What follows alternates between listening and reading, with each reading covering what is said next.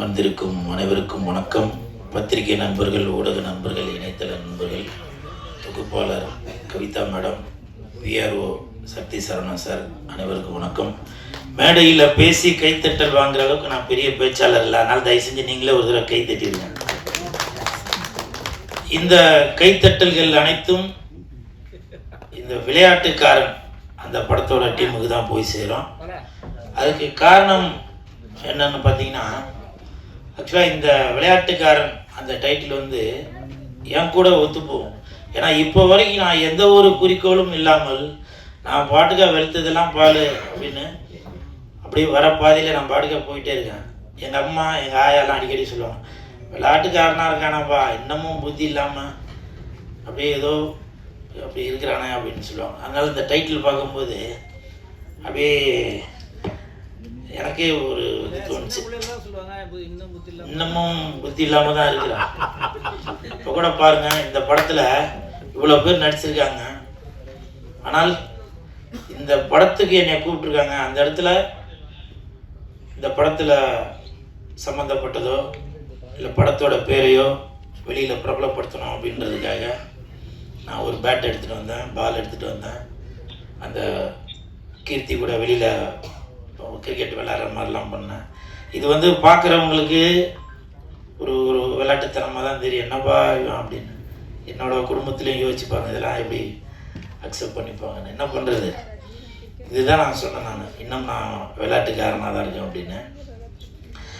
அதுவும் இல்லாமல் இந்த படம்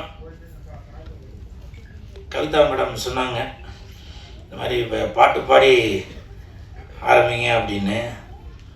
உப்பு இல்லா கடல் இருக்குமா, நட்பு இல்லா வாழ்க்கை நிற்குமா தம்பி, உப்பு இல்லா வாழ்க்கை இருக்குமா, நட்பு இல்லா கடல் இருக்குமா.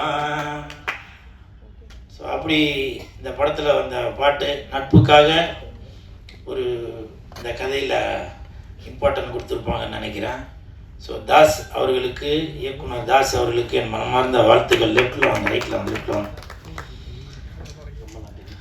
தாஸ் அவர்களை வந்து கிட்டத்தட்ட எனக்கு ஒரு 15-20 வருஷமாக தெரியும். நான் அப்போது நடிக்கிறதுக்கு சான்ஸ் தேடி ஆஃபீஸ்லாம் போகிறப்போ நிக்காட்ஸில் ஆஃபீஸ் பாயாக இருந்தார், ஏவிஎம்மில் இருந்தார், சிஜே சினிமா விஜயகாந்த் சாரோடது இந்த நிறைஞ்ச மனசு இதெல்லாம் பண்ணாங்க இல்லையா, அந்த இதெல்லாம் இருந்தேன் நான். ஸோ அப்போ வந்து சினிமா அதே பற்றி பேசிகிட்டு இருப்பார்.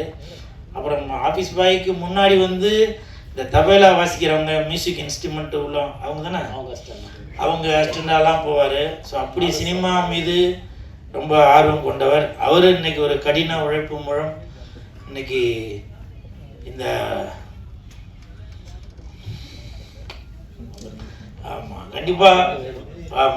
கண்டிப்பாக ஒரு நல்லது நடக்கும், சரிங்களா? அதுதான் விளையாட்டுக்காரன். கண்டிப்பாக இந்த படம் வந்து ஒரு மிகப்பெரிய வெற்றி அடையும். படத்தோட தயாரிப்பாளர் விவசாயி அப்படின்னு சொன்னார், அவருக்கு என் மனமார்ந்த வாழ்த்துக்கள். இன்னொரு வாழ்த்துக்கள் எதுக்குனாக்கா, என் பக்கத்தில் உட்காந்து அவர் ஃபோனே ஆஃப் பண்ணாமல் ஃபோன் அடிச்சுக்கிட்டே இருக்குது, பேசுகிறத கேட்க முடியாது. எடுத்தாதா ஏரோப்ளேன் மோடில் போட்டேன் சார், சைலண்ட்டில் போட சொல்லி ஏரோப்ளேனில் போட்டேன், அப்புறமா அதை எடுத்து விட்டுட்டேன். அப்படி ஒரு கள்ளங்கப்படம் இல்லாத ஒரு வெள்ளாந்தியா வெள்ளை சட்டை போட்டதுக்கு ஒரு அறிகுறி, அவர் மனசும் வெள்ளை அப்படின்ற மாதிரி பேர் மனோவலம் சார் தானுங்களே. வாழ்த்துக்கள். இந்த படம் மிகப்பெரிய வெற்றி அடையும். அதே மாதிரி கவிதா மேடம் தொகுப்பாளர், எந்த ஒரு நிகழ்ச்சிக்கு போனாலும் அந்த இடத்துல கவிதா மேடம் இருந்தாக்கா ஒரு ஒரு திருவள்ளுவர் அவங்க வந்து நேரடியாக வந்து அந்த திருக்குறளை பற்றி பேசினா எப்படி இருக்குமோ அப்படி இருக்கும். இன்னைக்கு நிகழ்ச்சி புதன்கிழமை, இன்னைக்கு நிகழ்ச்சி ஆரம்பிக்கும் போது கூட பொதுவாகவே நம்ம வீடு கூட பார்த்தீங்கன்னாக்க காலையில் நம்ம எழுந்திருக்கும் போது ஒரு சுப்ரபாரதம் பாடிச்சுனாக்க அன்னைக்கு நாளில் நல்லா இருக்கும். பார்த்துருப்பீங்க இல்லையா? கௌசல்யா சுப்ரராம பூர்வா சஞ்சா சபத்தசே அப்படின்னு அந்த கௌசல்யா சுப்ரபா அப்படின்னு இல்லை. இனிமேல் இந்த கவிதா மேடம் அந்த நிகழ்ச்சியில இருந்தால் கண்டிப்பாக அந்த நாள் நல்ல நாளாக அமையும். நான் வந்து இது சும்மா ஒரு மேடைக்காக பேசணும் அப்படின்னு சொல்லவில்லை. உண்மையிலேயே அவங்க அந்த பேசுகிற தோனி இப்போ உள்ள தொகுப்பாளர்லாம் பார்த்தீங்கன்னாக்கா அவங்க இங்கிலீஷ். நன்றி, வணக்கம், தேங்க்யூ. வந்து சிறப்பித்ததுக்கு நன்றி. அடுத்த நிகழ்ச்சி போதும். இது எனக்கான நிகழ்ச்சி இல்லை. புதிய டீம், புதிய இயக்குநர்கள், அவங்கள பற்றி 4 வார்த்தை பேசுங்க. நன்றி. இப்போ கூட தயவு செஞ்சு கவிதா மேடம் கொஞ்சம் கை தட்டுறீங்களா? என்னை பற்றி புகழ வேண்டாம், இது வந்து எனக்கான மேடை இல்லை. ஏன்னா நிறையா பேர் நான் இங்கே உட்காந்துட்டு போய் என்கிட்ட வந்து சொல்லிட்டு போவாங்க, என்னை பற்றி பேசுங்க, என்னை பற்றி பேசுங்கன்னு. இவங்க பாருங்கள், என்னை பற்றி எதுவும் பேச வேண்டாம், நீங்கள் மற்றவர்களை பற்றி பேசுங்க. ஏன்னா அந்த கவிதா மேடமுக்கு தெரிஞ்சிருக்கு ஒரு ப்ரொடியூசரோட வழி என்ன அப்படின்றது. இன்னைக்கு 3-4 லட்சம் செலவு பண்ணி ஒரு ஆடியோ ரிலீஸ் பண்ணும்போது படத்தை பற்றி மட்டும் பேசி அவங்களுக்கு பெருமை சேர்ப்போம் அப்படின்னு நினைக்கிறாங்க. அந்த கவிதா மேடமுக்கு என் மனமார்ந்த நன்றிகளை தெரிவித்துக் கொள்கிறேன். அப்புறம் சுப்பிரமணிய சிவா சார், அவங்க வாழ்த்த வந்ததில் நான் ரொம்ப சந்தோஷப்படுறேன். சாப்பாடு வந்த சாப்பாடுலாம் ரூமுக்கு அமிச்சாச்சு. ரூமில் போய் சாப்பிடணும், இன்றைக்கி ஷூட்டிங் பண்ண முடியாது. அது மட்டும் இல்லை, நாளைக்கு எங்கே லொக்கேஷன்றது நாங்கள் காலையில் தான் சொல்லுவோம். இப்போவே யாருன்னா சொன்னாக்க அது இந்த ஊர் மக்களுக்கு சொல்லிடுங்க. அங்கே கூட்டம் வந்து லாரியாக திரண்டு வந்துட்டாங்க. உண்மைதானே சார்? லாரியாக திரண்டு வந்தாங்க அன்னைக்கு. இதை நான் எதுக்காக சொல்கிறேன் அப்படின்னாக்கா, இன்னைக்கு தனுஷ் சார் தமிழகத்தில் மட்டுமல்ல ஹாலிவுட் பாலிவுட்ல வரைக்கும் கொடி கட்டி பறக்கிறாரு. ஆனால் அன்னைக்கு கொடி கட்டி பறப்பார் என்பது இந்த சுப்பிரமணிய சிவா சாருக்கு அன்னைக்கே தெரிஞ்சிருக்கு.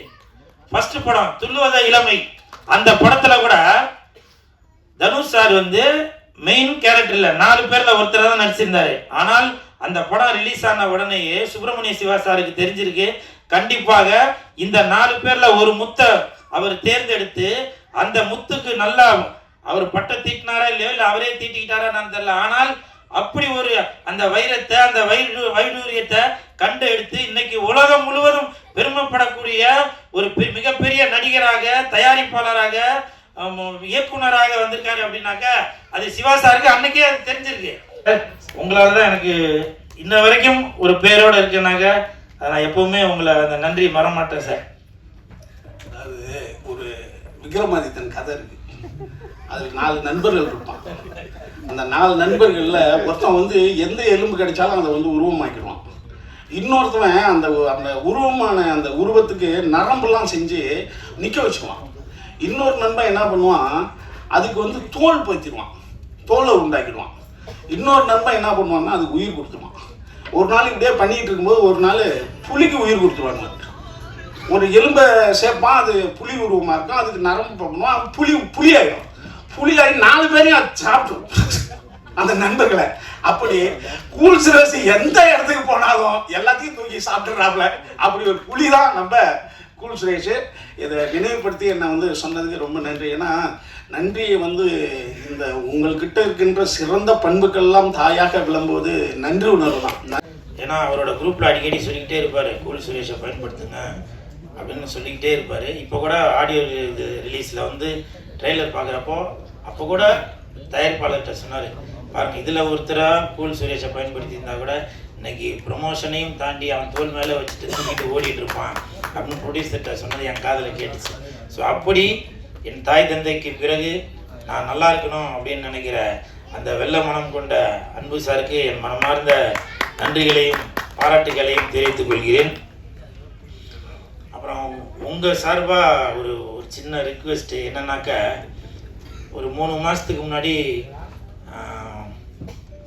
பத்திரிகையாளர் ஒளிப்பதிவாளர் சங்கம் நடத்திய ஒரு நிகழ்ச்சிக்கு ஒரு 3 மாதத்துக்கு முன்னாடி போயிருந்தேன். அப்போ வந்து அங்கே நடத்தினவங்கள்ட்ட கேட்டேன், யார் யார் நடிகர்கள் யார் யார் வரா அப்படின்னு. அப்போ 2-3 பேர் சொன்னாங்க, அவங்க வராங்க இவங்க வராங்க. போய் பார்த்தா ஒரு சிலர் அவங்க மட்டும்தான் வந்தாங்க. அப்போ வந்து எனக்கு வந்து ஒரு மனசுக்குள்ள ஒரு கஷ்டம். ஏன்னா நீங்கள் என்ன தான் கோடி கோடியாக போட்டு படம் எடுத்தாலும் இந்த இடத்துக்கு வந்து இவங்க முன்னாடி காட்டி அவங்க வச்சிருக்க கேமராவில் அதை ஷூட் பண்ணி அதை வெளியிலலாம் எல்லா இடத்தையும் காட்டுறாங்க. அப்போ அதுக்கு மட்டும்தான் இவங்களை நீங்கள் பயன்படுத்துவீங்களா? அவர்களுடைய நல்லது கெட்டது குடும்ப நிகழ்ச்சி வெளி நிகழ்ச்சி எல்லாத்துலேயும் கலந்துக்க கூடாதா என்பது என்னோட ஒரு ஆதங்கம். அது காரணம் இன்றைக்கி நான் அவ்வளோ தூரம் வந்திருக்கேன்னா கூட அதுக்கு நீங்கள் தான் காரணம். கேப்டன் குடும்பத்திற்கு ஒரு 1.5 கோடியில் கார் வாங்கிறதுக்கு கூட அவங்களால முடியாதா? அது மட்டும் இல்லை, அந்த கார் வாங்கியே கிட்டத்தட்ட 1 வருஷம் 2 வருஷம் கிட்ட ஆகுது. நான் அந்த கார் நான் ஏற்கனவே பார்த்துருக்கேன். அப்படி இருக்கும்போது உங்களுக்கு பிடிக்கலனாக்கா விட்டுட்டு போயிருங்க. அதை விட்டுட்டு எதுக்கு ஒரு தவறான செய்தியை கேப்டன் குடும்பத்தின் மீதும் தேமுதிக மீதும் எதுக்கு ஒரு தவறான செய்தியை பரப்பிட்டு வரீங்க? அப்படி நீங்க கேப்டன் மேல உங்களுக்கு அவ்வளவு அக்கறை இருந்துச்சுன்னா, தேமுதிக மேல உங்களுக்கு அவ்வளவு அக்கறை இருந்துச்சுன்னா, போன எலெக்ஷனா நிக்கிறப்ப கேப்டனை ஜெயிக்க வச்சிருக்க வேண்டியதானுங்க. இப்ப நீங்க சொல்றதெல்லாம் பார்த்தா ஏதோ வைத்தறிச்சல்ல சொல்ற மாதிரி இருக்கு. அப்படி நீங்க கேப்டன் மீதும் தேமுதிக மீதும் அவ்வளவு உங்களுக்கு அக்கறை இருந்துச்சுனாக்க நீங்க அப்பவே ஜெயிக்க வச்சிருக்கலாம். ஏன் அவருடைய மகன் பிரபாகரன் அவர்கள் நிற்கும் போது கூட அவரை ஜெயிக்க வச்சிருக்கலாமே. கட்சியில உள்ளவங்களை ஜெயிக்க வைக்காட்டியும் அட்லீஸ்ட் அவருடைய மகனையாச்சும் ஜெயிக்க வச்சிருக்கலாமே. எதுக்கு இப்படி ஒரு தவறான விமர்சனங்களை எல்லாரும் வைத்துட்டு வரீங்க? என்ன விளையாடிருக்காங்க இந்த படத்துல விளையாட்டுக்காரன்? இந்த படத்துல கீர்த்தி சுரேஷா? ஓ, கீர்த்தி சுரேஷா?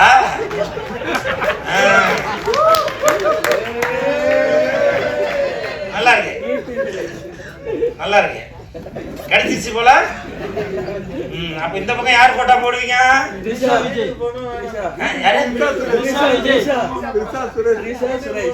ஐயா நான் போறேன் பாடானே, புரியுதுங்களா? அதனால இந்த சகோதரி கீர்த்தி அவர்கள் நல்லா நடிச்சிருப்பாங்கன்னு நான் நம்புறேன். அந்த ட்ரெய்லர் பார்க்கும்போது தெரிஞ்சுது. உங்களுக்கு என் மனமார்ந்த வாழ்த்துக்கள். ஏன் அந்த தாவணி போட்ட புண்ணியம் வரல? தாவணி போட்ட புண்ணியம் வரல. சரி, ஓகே. எனிவே இந்த ஹோல் டீமுக்கும் என் மனமார்ந்த வாழ்த்துக்கள்.